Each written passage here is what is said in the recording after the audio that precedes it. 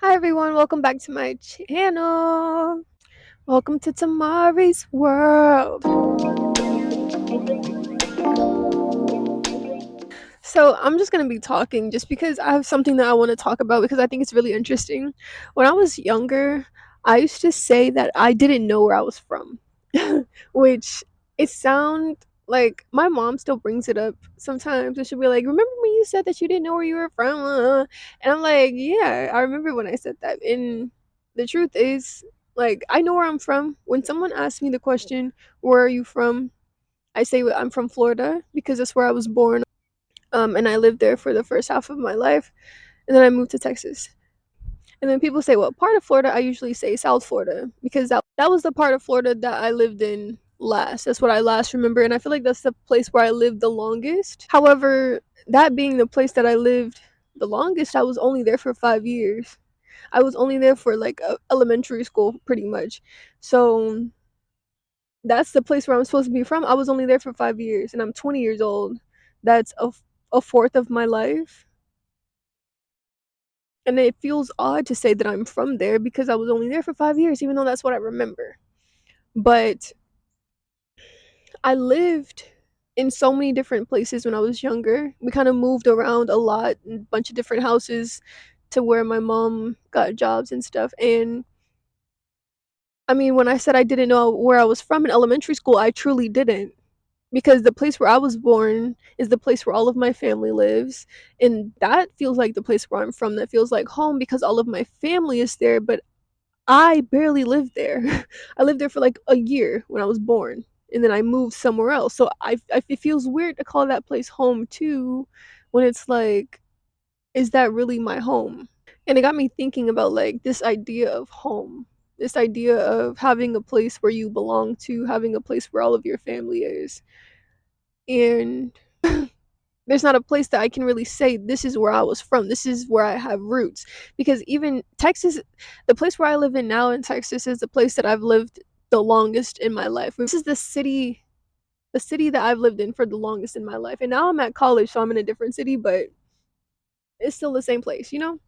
And it's interesting because I don't call this place home. I don't call any part of Texas home at all because Texas does not feel like home. And I feel like home is a place where it feels like home. Texas does not feel like that to me. Florida does, but can I even say that's my home? And so I'm really sitting here like racking my brain over this um idea of having no roots. And even going back to lineage and like my ethnic background, don't even know. We have no idea where we're from. But we don't have like a lot of stuff got burned, it got destroyed. A lot of our papers got missing they got lost in translation. They're gone. My ancestors that lived this life and were here before me that contributed to my DNA, my genetic material in some way, shape, or form, we have no traces of them. And it's sad. It's sad. Even in college, African people will ask me like where you're from or like what country, whatever. And I say I'm African American. I'm black because I and my sister, like, I'm not even finna get into my entire lineage because my sister has like tried to find different records, and like we might be related to Native Americans, black Native Americans from Africa that were here before Columbus even came to America. And it's just interesting because we have no way of knowing.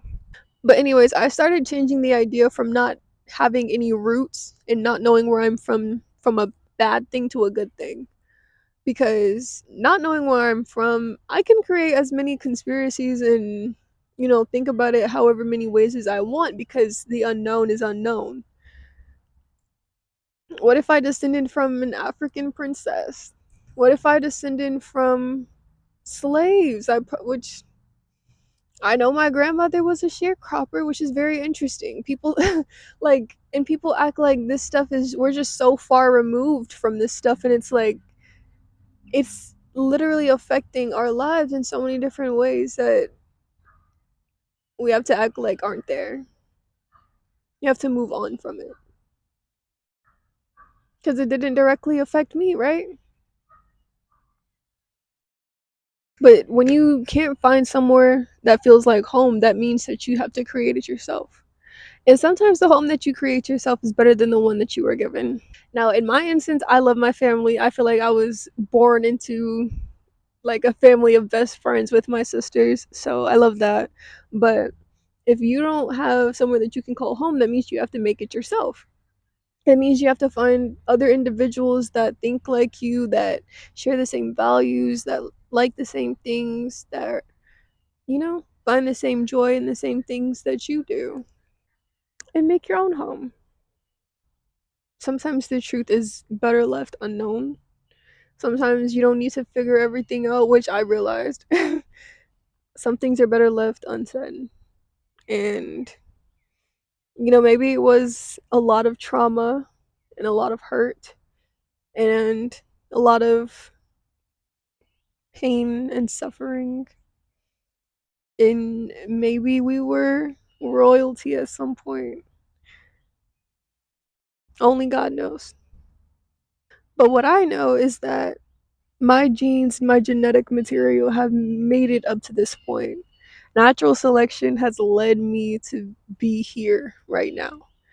And no matter how painful, how traumatic, no matter the mental illnesses, the generational trauma that came out of it, baby, I'm here.